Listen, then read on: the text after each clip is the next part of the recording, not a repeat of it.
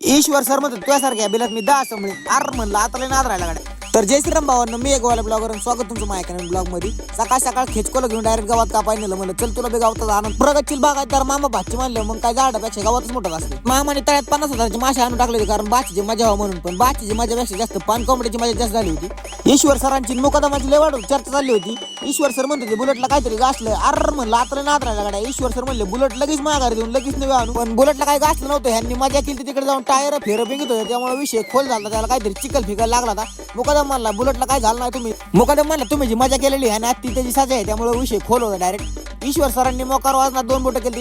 ईश्वर sir म्हणले जाऊ का घरी जाऊन ब्लोअर तुमचायचा कारण पुढच्या 25 डायरेक्ट आपल्याला फॉर्च्युनर आणायची. मोकार उभा राहायचे. त्यांना म्हणलं 25 फॉर्च्युनर खरं आणायची. पण नवले सरांचं काय चाललंय कंट्रक्शन सोडून ही काय बटन चालू बंद करतात.